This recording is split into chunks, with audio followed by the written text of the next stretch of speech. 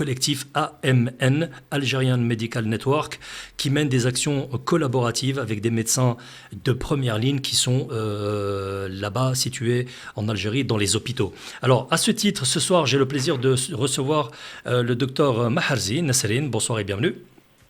Bonsoir Fauzi. Comment allez-vous? Comment ça va? Très bien, ça va très bien.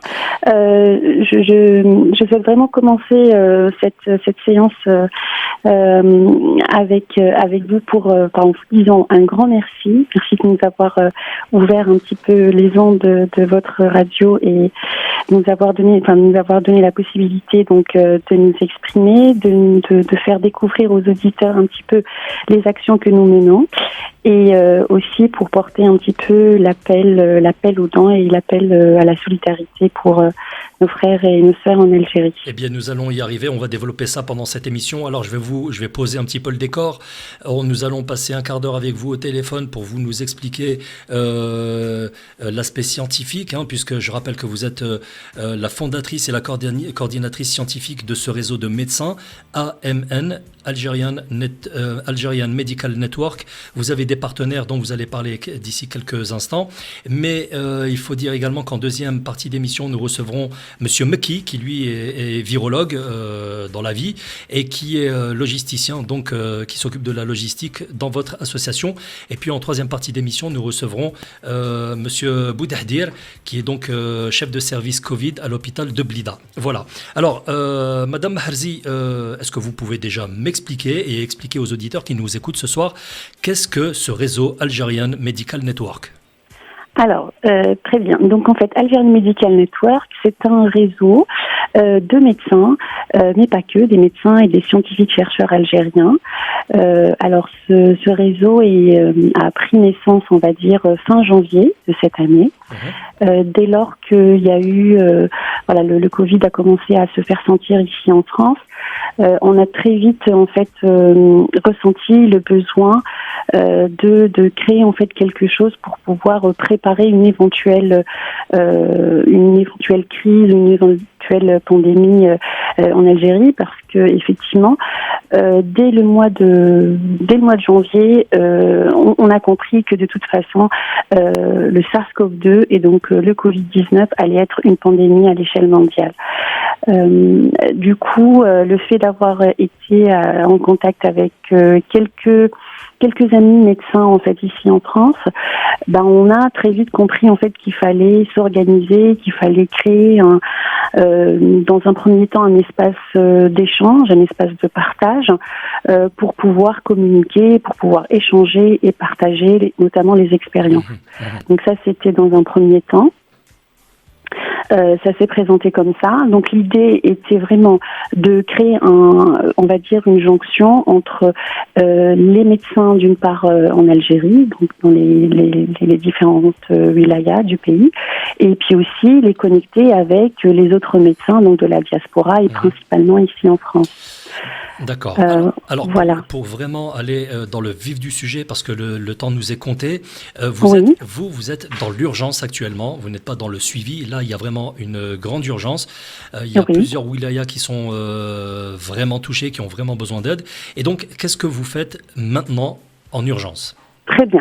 Alors, effectivement, donc au départ, l'idée était juste échanger, partager. Donc pour ça, en fait, on avait créé une plateforme digitale grâce à une association qui nous avait soutenus, et je tiens en fait à les citer aujourd'hui. Donc c'est l'association Étudiants Cadres Algériens de France. Donc on avait en fait instauré une sorte d'interface digitale pour faire tout ce qui est veille scientifique, transmission de recommandations, etc.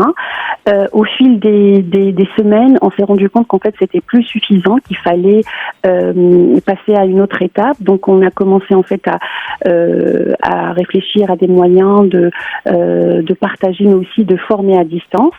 Donc à l'heure actuelle, sur le plan scientifique, qu'est-ce qu'on fait? Donc on fait tout ce qui est partage d'expérience, tout ce qui est aide à la prise en charge, c'est-à-dire que là on a un réseau d'échange WhatsApp qui est en fait un réseau multicentrique et pluridisciplinaire, c'est-à-dire qu'on a des médecins d'un peu partout en Algérie, des médecins spécifiquement de première ligne, c'est-à-dire des médecins qui travaillent dans des unités Covid. Ça va du médecin réanimateur, pneumologue, interniste, généraliste, tout ce qui touche au Covid.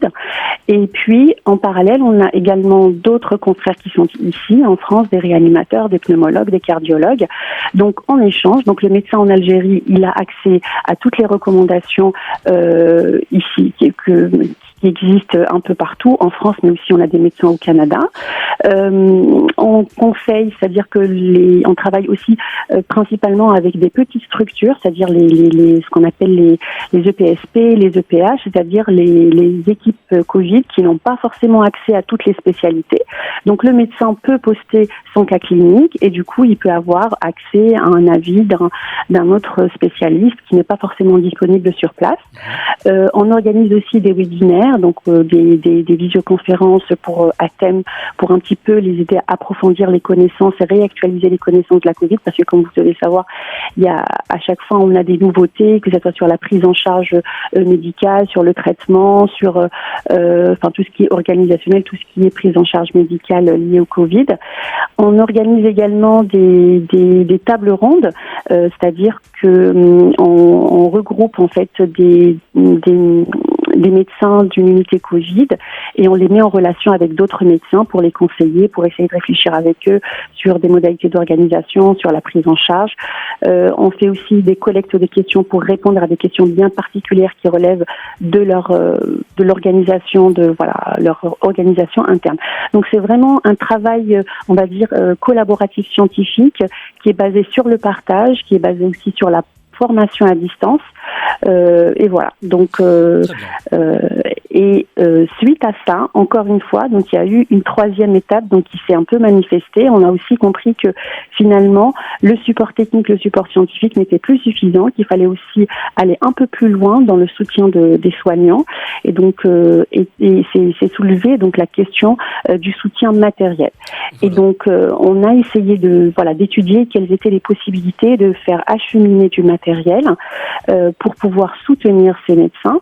Donc ces médecins qui se trouvent un peu partout en Algérie. Donc on a plus de 45 centres Covid en Algérie, du nord au sud, est-ouest. Et donc on a fait un travail de réflexion, un travail de concertation pour essayer d'identifier quels sont les équipements sur lesquels nous on peut intervenir et apporter pour justement soutenir et surtout protéger les soignants. Alors, donc pour ça on a en fait identifié deux axes d'action ou d'équipement. Donc d'une partie tout ce qui relève en fait de la protection, et là on actionne plus principalement sur les masques FFP2, et puis dans un second plan tout ce qui relève en fait de la prise en charge médicale, et là on a articulé tout ceci sur ce qui concerne en fait l'oxygénothérapie, donc tout ce qui est CPAP Bousignac, tout ce qui est masque haute concentration, etc. Et donc pour pouvoir le faire, vous envoyez ça sous forme de kit, c'est ça ? Oui, voilà. Donc pour pouvoir le faire, déjà, il fallait mettre. Nous, en fait, on est un collectif. On n'a pas de structure, on va dire, associative. Donc on a fait appel à une association justement, donc une association humanitaire franco-algérienne. Donc c'est l'association Ashifa, pour le simple fait que certains membres de notre collectif sont eux-mêmes en fait membres de cette association. Donc très vite est née cette idée de pouvoir coordonner, collaborer ensemble. Donc d'une part, faire un travail en fait avec les acteurs du terrain à travers les échanges, les formations, etc. Et grâce au soutien donc de Ashifa, leur faire acheminer de la façon la plus, on va dire, transparente du matériel, et ceci bien évidemment en sollicitant des donateurs. D'où notre présence aujourd'hui avec vous, Fawzi. Voilà. Alors, évidemment, pour savoir ce qu'il faut envoyer en Algérie, il faut savoir de ce dont ils ont besoin. Et évidemment, vous avez ce que vous appelez les médecins de première ligne, qui sont un petit peu partout à travers le territoire algérien. Quelles sont les informations que vous avez récoltées ? Quels sont les besoins ? En quelques mots, et après on va parler de la cagnotte, parce que c'est très important pour vous. Il faut absolument continuer à collecter pour pouvoir financer ces kits. Très bien. Alors, justement, quels sont les besoins ? Donc, les besoins, c'est deux choses. C'est protéger les soignants, d'accord. C'est une pandémie, donc c'est une maladie infectieuse. Donc là, en l'occurrence, il y a un risque de contamination très élevé chez les soignants. D'ailleurs, il y a des études récentes qui montrent que le pourcentage d'atteinte au Covid chez les acteurs du secteur médical sont beaucoup plus touchés en fait que le reste de la population. Oui. Donc voilà. Donc nous, on a axé sur les masques FFP2. Pourquoi ? Parce qu'il y a effectivement un certain moment et même maintenant d'ailleurs, il y a une pénurie en fait au niveau des masques FFP2. On considère en fait que le reste de ces équipements peut, tout ce qui est sur blouse, etc. Ça à la limite, ça peut soit se fabriquer sur place ou ça peut aussi être, ça c'est disponible. Donc on a vraiment choisi de mettre l'accent en fait sur les masques FFP2 parce qu'il y a une vraie problématique par rapport à cela, notamment la pénurie et sur l'intérêt finalement de protéger ce corps médical parce que c'est eux qui sont sur le front, c'est eux qui sont effectivement, on va dire, au niveau du terrain de la bataille. Donc on doit les protéger et ce n'est que comme ça qu'on peut effectivement maîtriser la situation si tous nos soignants sont contaminés, on peut pas gérer la situation. Oui. C'est eux les soldats du terrain, on va dire. Donc ensuite, la deuxième partie, c'est la prise en charge des patients. Alors, ce qu'il faut savoir, c'est que les patients qui arrivent en fait en hospitalisation, donc qui passent à l'hôpital, c'est des patients qui souvent en fait nécessitent une prise en charge en oxygénothérapie. C'est-à-dire ils ont besoin d'oxygène. Ils viennent avec une situation de détresse respiratoire. Donc le médecin a besoin donc d'oxygéner son patient.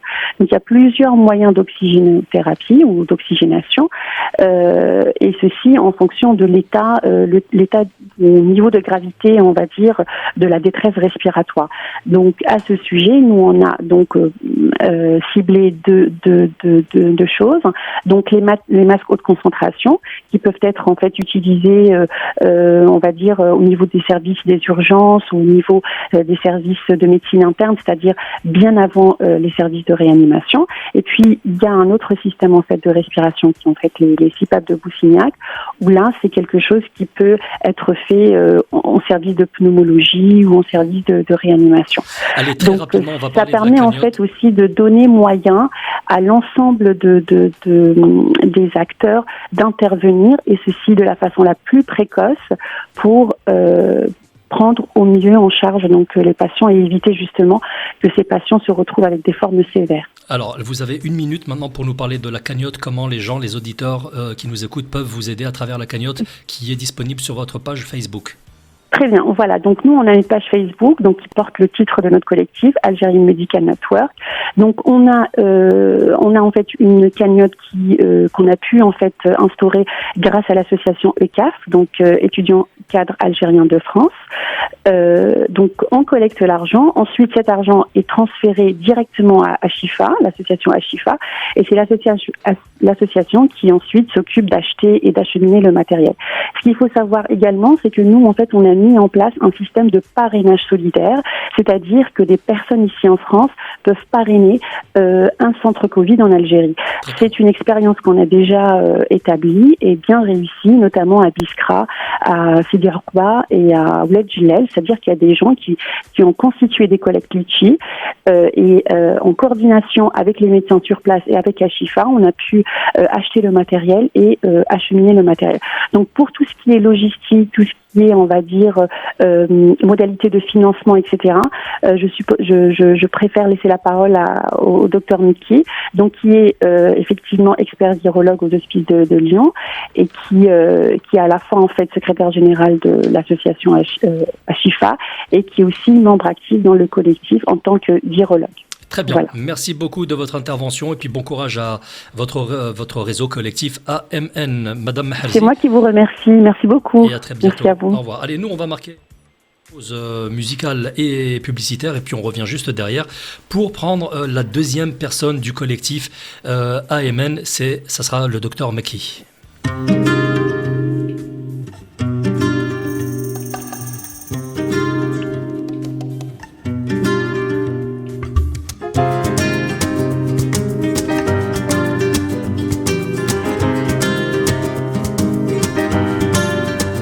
بلادي هي الجزائر وعليها وراني حواير وبغيت نروح لها صاير ولفك كيف سواهل وفراقك ما قدرت عنه ولفك كيف سهل وفراقك ما قدرت عنه والله ما نسيت عني بالغالية قسنطينة وسطيف العالية بلادي نارها في قلبي قادية ولفك كيف سهل وفراقك ما قدرت عنه ولفك كيف سهل وفراقك ما قدرت عنه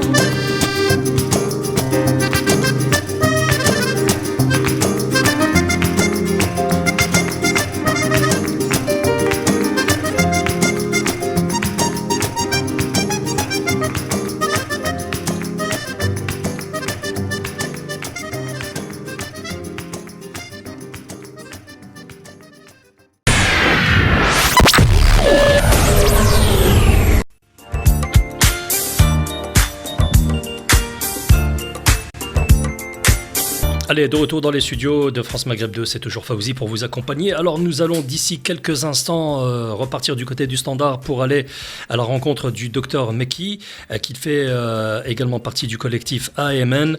Donc je rappelle, le collectif AMN en ce moment mène une action d'urgence en direction des hôpitaux algériens justement pour venir en aide aux unités Covid. Alors, Monsieur Mekki, est-ce que vous êtes en ligne avec nous ? Oui, bonsoir. Bonsoir merci de votre invitation et nous remercions donc Radio France Maghreb 2 qui nous offre ce pouvoir pour pouvoir s'adresser à tous les Algériens de France et du monde. Eh bien, écoutez, du monde entier qui nous écoute.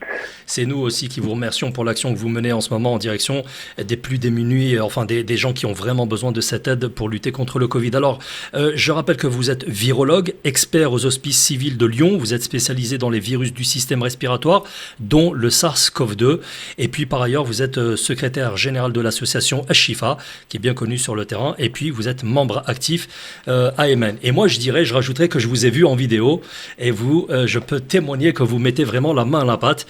On vous voit commenter, motiver vos troupes, etc. C'est vraiment très encourageant. Alors, puisque vous êtes aussi sur le volet logistique, juste une question pour les gens qui voudraient collaborer financièrement pour justement vous permettre d'acheter des kits et les acheminer en Algérie. Comment ça se passe ? Deux choses.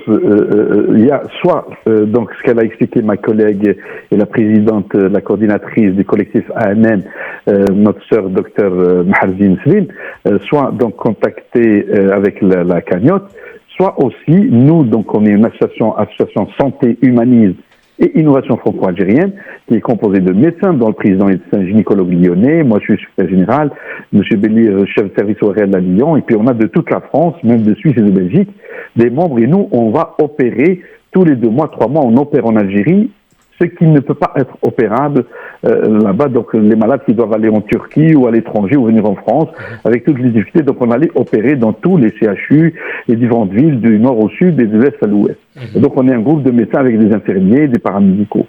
Et là, comme on est arrêté, pas de vol, on ne peut pas partir, donc on s'est trouvé le moyen pour pouvoir participer et venir en aide et en soutien et à nos confrères et consoeurs en Algérie, et apporter aussi l'aide pour sauver des vies en Algérie, et sachant que ce virus frappe partout, la France comme les États-Unis, les puissants pays, comme l'Afrique aussi. Et donc, nous aussi, on a ouvert une page sur notre site qui est www-ashifa, A-S-H-I-F-A, santé.fr, et vous avez tout de suite, dès que vous y êtes, vous avez Covid-19, et dès qu'on clique dessus, on a une lettre explicative, quels sont les besoins pour cette aide, comment on va agir, et d'un seul coup, on a aussi ceux qui veulent participer, soit par PayPal, ils peuvent faire un virement soit par un virement bancaire, bien sûr, ou bien on a mis même l'adresse pour un chèque. Parfois, certains, ils veulent participer par chèque parce qu'ils savent pas faire les personnes âgées, ils savent pas le PayPal ou le virement bancaire. Et donc, je remercie beaucoup Radio France Maghreb 2 qui nous donne cette chance de s'adresser à tous nos concitoyens de France et même nos amis français, puisqu'il y a des amis qui aiment l'Algérie, des amis français.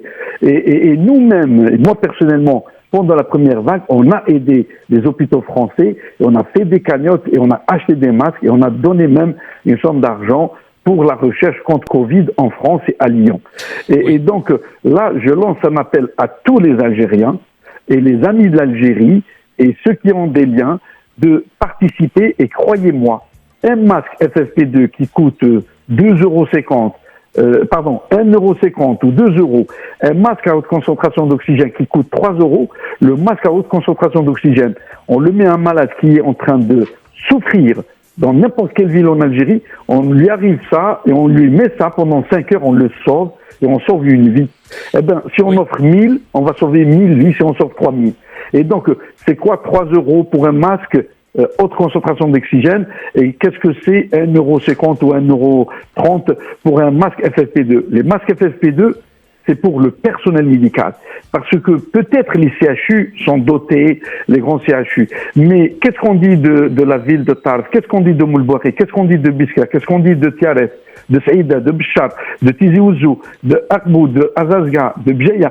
Et donc, par contre, ce que je peux rassurer les chers auditeurs et auditrices, c'est que croyez-moi que nous sommes une association loi 1901 en France, on opère depuis des années, on a opéré des centaines de patients, mais pendant la période Covid, on a senti ce besoin d'être près de nos confrères et comment on peut sauver des vies. Et donc, comment on peut sauver des vies? Nous, on est à la 3e édition, 3e mission. La première mission de la Chifa, on a fait un don de 3 palettes à l'Institut Pasteur Alger. C'est arrivé et ils l'ont utilisé. Deuxième don en collaboration avec coopération avec l'ANM, dont je suis membre, Algerian Medical Network. On a offert 14 wilayas, 5 CHU. Je peux les citer, si vous permettez. Oui, Tlemcen, Oran, Tizi Ouzou, Xantina, Sétif, les CHU. Et puis, les wilayas, on a fait Tiaret, Médéa, Bouira, Bourj Bouaririj, Biskra, Sid Oqba, Ouadsouf et Tougourt. Ça, c'est la deuxième mission. Et croyez-moi, tous les donateurs, on a acheté avec l'argent qu'ils nous ont donné, on fournit des factures, tout est transparent avec nous. On fournit des factures et croyez-moi, il faut remercier Air Algérie qui nous transmet, elle fait le transfert et le transport de toutes les palettes gratuitement, 0 €. La douane en Algérie, elle nous livre les palettes le jour même de l'arrivée. Très bien. Ça passe par la pharmacie centrale. La pharmacie centrale, elle enregistre. Et c'est une loi. Et il faut le faire. Même en France, si maintenant on importe de l'Inde ou de Chine en France, ça doit être enregistré. On enregistre et tout de suite, ça part dans la ville où vous voulez. Même s'il y a des généraux donateurs, il dit, moi je suis de telle ville et je veux aider ma ville. Eh ben, on peut satisfaire ce désir ou ce vœu et on peut acheter et livrer à telle ville, à tel hôpital. Et donc, on a ce moyen. Allez-y, Sifouzi. Non, je voulais intervenir aussi justement sur la pharmacie centrale qui est un gage aussi d'assurance, parce qu'un donateur qui donne, il pourrait donner parfois beaucoup plus, mais il a besoin aussi de garantie et de transparence. Mais là, vous venez d'aborder votre partenaire en Algérie, qui est la pharmacie centrale des hôpitaux, la PCH, qui est vraiment la garantie dont tu as besoin. Et d'ailleurs, je pense que vous avez un agrément avec eux, hein, c'est ça ? Tout à fait. Nous, on est agréé par l'État algérien, par le ministère de la Santé, parce que quand on va opérer, ce n'est pas prendre ma valise et je vais opérer parce que je viens de France ou d'Allemagne ou de Belgique. Il y a un État, il y a des lois. Avant d'y aller, pendant 6 mois, on prépare l'émission et on donne nos CV, nos diplômes, notre inscription à l'ordre. On vérifie. Est-ce que ce médecin, il a eu un procès? Est-ce que ce médecin, il exerce? Et donc, il y a des lois. Et nous-mêmes, on veut protéger, justement. On ne va pas substituer à nos frères. On ne va pas dire apprendre à nos du tout. On a de très bons chirurgiens, on a de très grands médecins en Algérie. Seulement, nous, on veut faire l'échange. Moi, personnellement, je reçois dans mon labo des Japonais, des Serbes, des Bosniaques, des Tchèques, des Argentins, des Américains, des Allemands qui se forment avec moi. Et comment nous, on ne peut pas aller aider et transférer le savoir et échanger. Donc, notre principe essentiel, c'est l'échange du savoir et le transfert du savoir théorique et pratique. Et au début, on partait qu'avec des médecins et des grands chirurgiens. Et finalement, on a vu l'essentiel, c'est le paramédical. Et dans notre groupe, chaque mission, on a 5, 8 infirmiers et on fait des opérations extraordinaires qui ne se font pas en forme, et même ça nous permet, nous, de former, et après ça prend le relais. La chirurgie de certaines pathologies congénitales en pédiatrie, ça se fait maintenant à l'hôpital de Sétif, de Constantine, ça se fait à Médéa, et donc on forme, chaque fois qu'on part dans une ville, on forme et on revient, on a un suivi de malade. Et donc, dans le cadre du don de Covid, vous l'avez bien précisé, je vous remercie Sifosé, c'est que la pharmacie centrale d'Alger, on peut envoyer quelque chose qui n'est pas valide. On peut envoyer un produit qui est périmé. Oui, on peut envoyer... Et donc là, nous, la Chifa, on contrôle tout avant. C'est toute une logistique. Et donc, on contrôle tout avant de mettre en emballage. Et on fournit une liste détaillée pour chaque palette, pour chaque carton, pour la ville destinée. Et une fois que ça arrive à la pharmacie centrale, elle fait le dédouanement. Même si vous envoyez au nom d'une association, quelle que soit l'association, que ce soit le Croissant Rouge ou tel, la palette et les produits doivent passer par la pharmacie centrale. Et ça, je trouve, c'est quelque chose d'extraordinaire. Eh bien, écoutez, donc, heureusement que vous êtes là pour justement faire ce travail de vérification, parce que c'est vrai que sans ça, on pourrait avoir des choses périmées ou qui ne fonctionnent pas. Et puis, moi, personnellement, en préparant les palettes, il m'a dit, je sais que vous allez envoyer, vous pouvez pas m'envoyer tel carton. Non. Là, on est dans l'humanitaire. On veut apporter un soutien à notre pays, soutien aux hôpitaux, soutien aux médecins et sauver des vies surtout, croyez-moi réellement. Quand vous envoyez un carton de 100 masques qui coûte 200 €, vous allez sauver 100 vies. Et je sais ce que je dis en tant que biologiste, docteur, et on sait ce que touche le Covid. Quand vous envoyez 1000 masques FFP2, vous allez protéger 1000 médecins qui ne se contaminent pas et qui ne meurent pas. Et donc, la pharmacie centrale, une fois qu'elle enregistre, elle envoie elle-même, par ses propres camions, la palette à la pharmacie destinée. Et j'ai les preuves que tout s'est bien passé et les gens sont contents. C'est vrai, parfois c'est la lenteur. Quelle est la lenteur? Par exemple, là, on vient d'envoyer. Donc, on a fait le deuxième envoi au mois d'août. Donc, CHU, Doran, Tlemcen, Tiaret, Médéa, Bouira, Bourg-Bordelis, Tizi Ouzou, j'ai cité les villes. Maintenant, là, on vient d'envoyer, c'est arrivé hier à Alger, et c'est déjà, ça a commencé à être récupéré aujourd'hui. On a envoyé, donc, Blida, Zeralda, Boussaada, Larouat, Gardaya, Djigel, de Palette, Betna, Soukaras, Annaba, Tébessa, et à l'ouest, on a envoyé à l'hôpital Rimchi, à l'hôpital de Rimizan et Tiaret, Sougue. Seulement, là, on lance un appel parce que les gens ont vu notre transparence, ont vu l'honnêteté et ont vu surtout qu'on veut travailler dans cette honnêteté, dans cette transparence et qu'on arrive à faire transmettre les dons là où c'est demandé et là où c'est voulu. Et donc là, ceux qui veulent participer, et il y en a besoin. La vague en Algérie, peut-être la France, on commence à voir un peu, on sort un peu du début du tunnel, où on voit peut-être que la courbe elle commence à décroître un peu, ou être stable. Et même monsieur le ministre de la Santé aujourd'hui, monsieur Olivier Véran, il a bien dit avec monsieur Salomon, le directeur général, où, attendez, ça commence à baisser un petit peu, mais les lits de réa, ça dépasse toujours les 5000 et les infections continuent à y être. L'Algérie, non, la vague, elle est tardive. Comme la première vague, elle est venue tardive, nous, quand on a levé le confinement ici, quand on a déconfiné, l'Algérie commence à être frappée et on a vu ce qu'a fait la première vague au mois de juillet, août, septembre. Elle commençait à se reposer un peu l'Algérie et maintenant, ça commence la deuxième vague. Et comme on le sait, c'est ma spécialité, c'est mon travail, tous les jours, la deuxième vague, elle frappe plus parce qu'il y a eu déjà le terrain. Il y a eu beaucoup de porteurs du virus sans être malade, et c'est eux qui contaminent. Une personne qui contamine, qui rentre dans sa famille, et l'Algérie, la majorité des familles, même s'ils sont dans un F3, c'est beau 3 personnes. C'est minimum 7 personnes, avec le grand-père, la grand-mère, la belle-mère, et donc on a des cas de famille, complètement. Et donc, comment on peut faire face?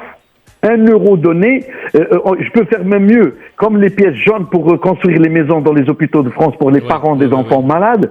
Moi, je peux vous dire, une pièce jaune, croyez-moi, 5 pièces jaunes de 20 centimes, un masque FFP2, 10 pièces, ça fait un masque à haute concentration d'oxygène, et vous sauvez des vies. Je peux vous dire aussi, s'il y a des médecins qui nous écoutent, vous voulez devenir membre ou de l'AMN, pour ne pas fâcher ma consoeur Dr Maharzi, ou membre de la Chifa pour participer dans des missions, surtout, quelle que soit votre spécialité, vous êtes les bienvenus. Donc, je répète le site, www.ashifa.com santé.fr. Et notre logo, c'est la couronne de l'olivier. Vous savez, l'olivier, c'est l'origine, le pays, Tizi Ouzou, Sig. Donc c'est là où il y a les oliviers, Rolisane aussi, et puis les racines, et puis les fleurs et les fruits, et l'huile d'olive qui est la santé. Et donc c'est pour ça que ça s'appelle Ashifa. Tout le monde me dit comment c'est Ashifa, comment tu as pu la nommer en arabe. J'ai dit non. C'était un peu médité. Ashifa, c'est Ashifa, la guérison. L'huile d'olive, c'est la guérison.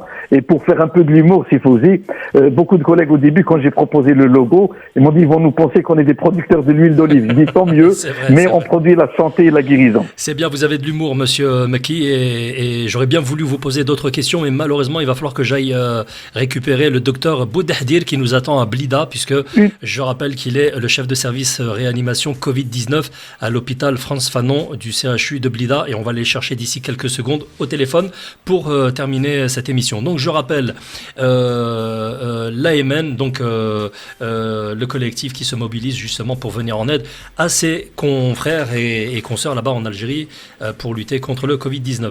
Monsieur Meki, docteur Meki, merci de nous avoir consacré du temps. Merci à vous. Et je vous souhaite une excellente soirée. À très bientôt. Gentil, au revoir. Au revoir. Nous allons donc marquer une pause musicale justement pour nous occuper d'aller appeler monsieur Ben Dahdir qui nous attend du côté de Blida.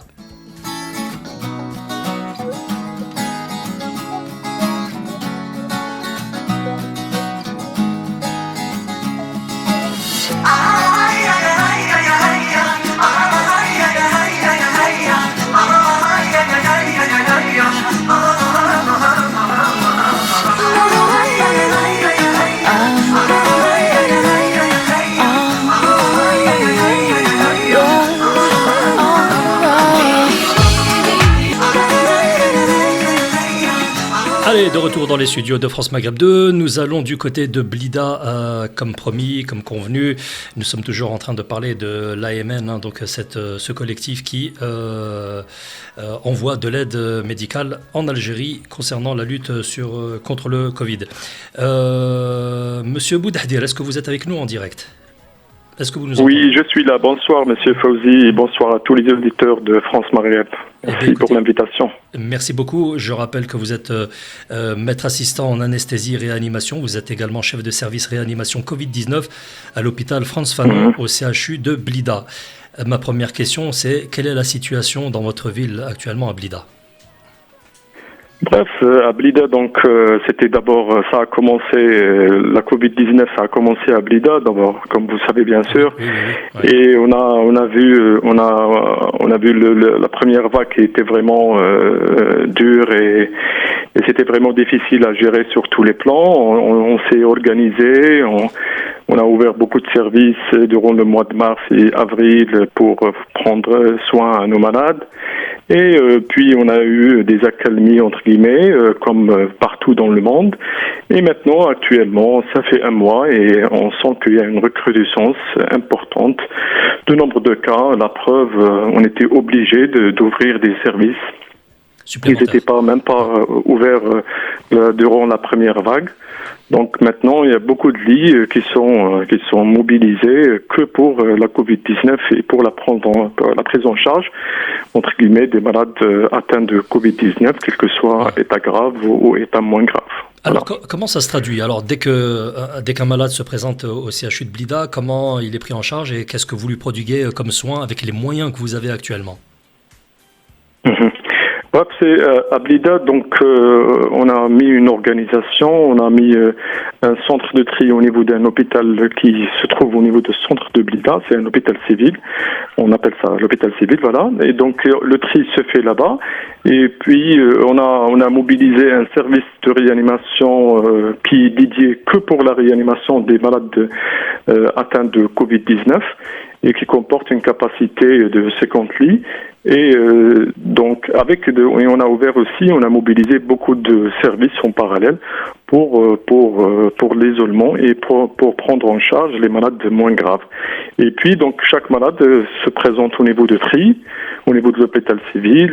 Dès qu'on le check et on suspecte la Covid-19, en fonction de son état, soit il va être hospitalisé dans un centre d'isolement classique, entre guillemets, soit il va être directement orienté vers notre service, c'est le service de réanimation Covid-19, qui se trouve au niveau de CHU de Blida, à l'hôpital France Fanon. D'accord. Voilà.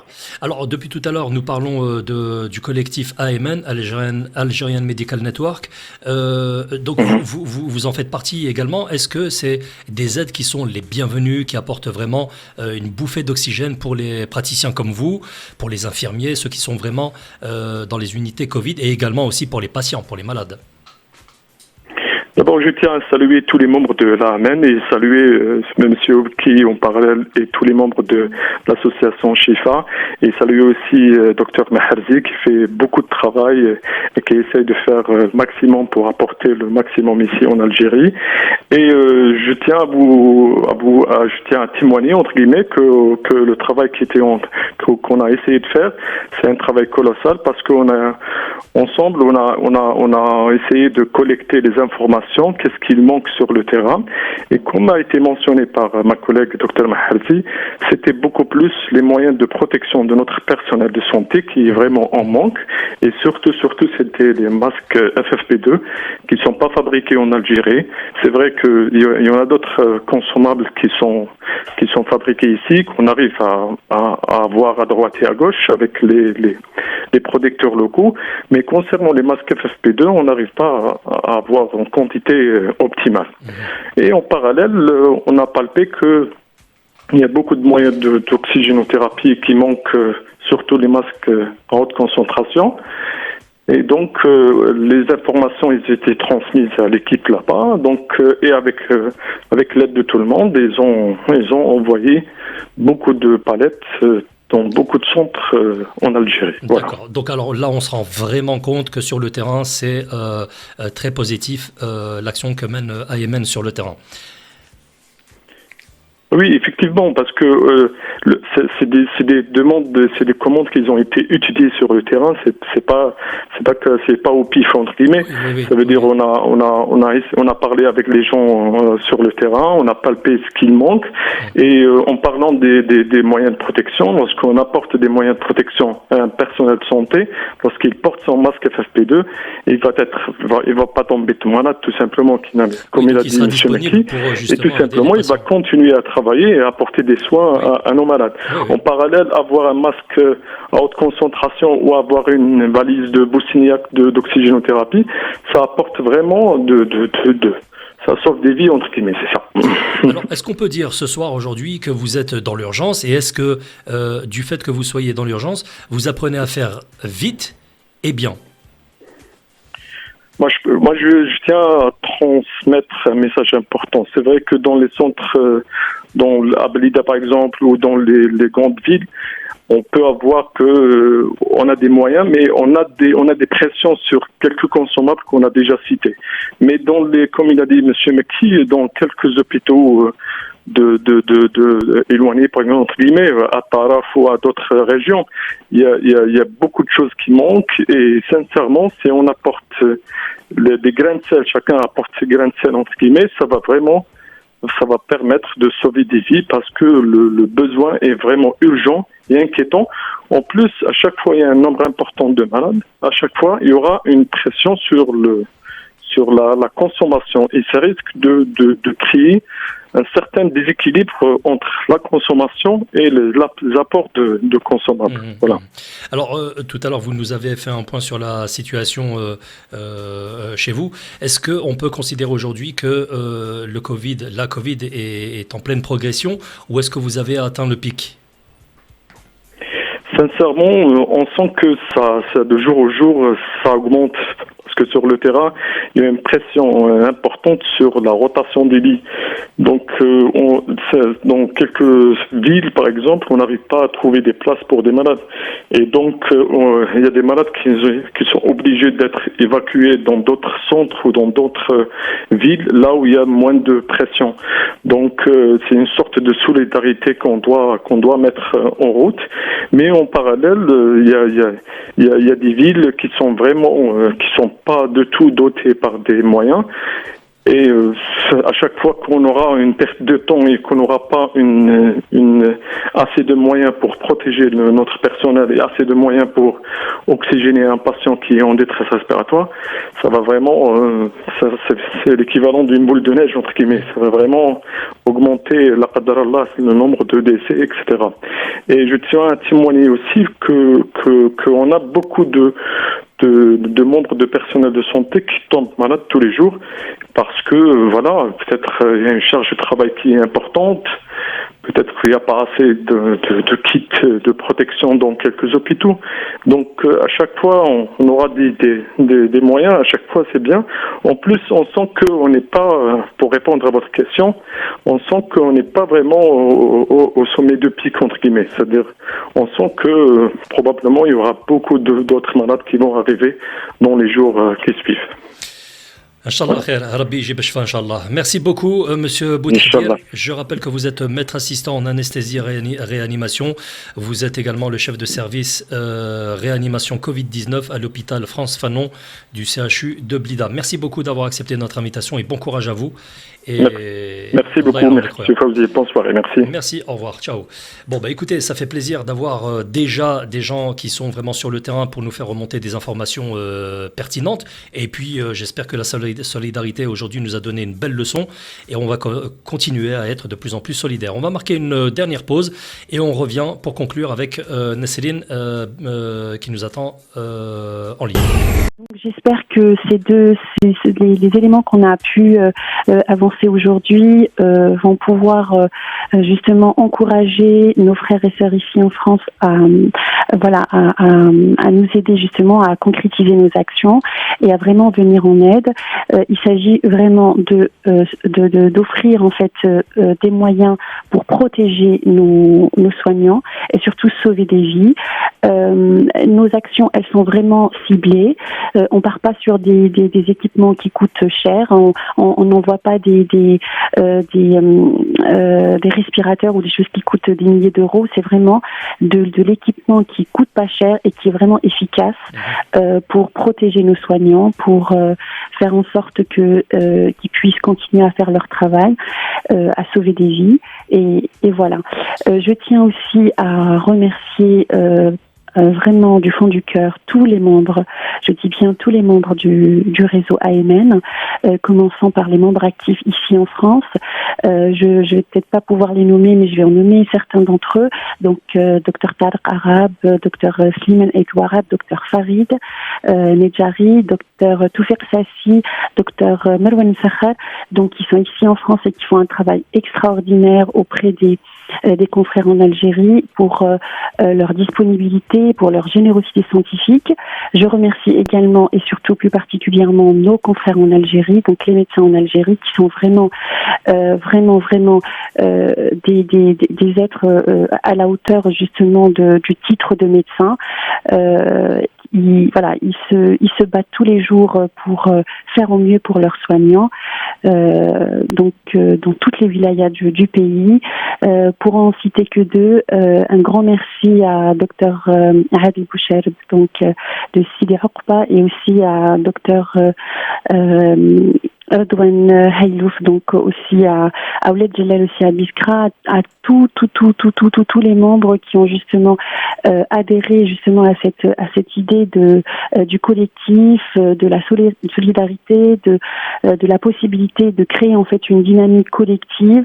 On est vraiment avec eux par la pensée, par le travail scientifique et pourquoi pas par le soutien matériel. Donc je sollicite tous les auditeurs et dire que c'est le moment, notre pays a besoin de nous.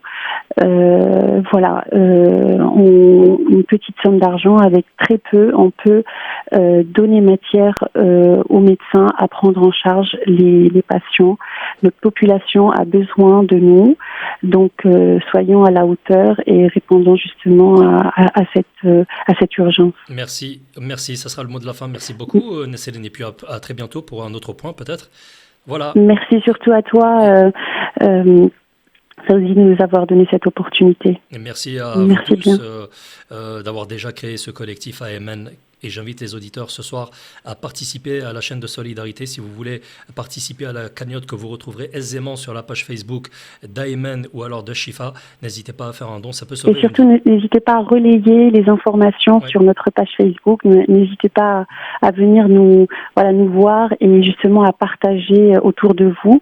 On a plein de posts justement qui donnent la visibilité sur nos actions, des photos, des images, et surtout n'hésitez pas à relayer le lien vers la collecte et qu'Allah vous récompense. Voilà. Inch'Allah.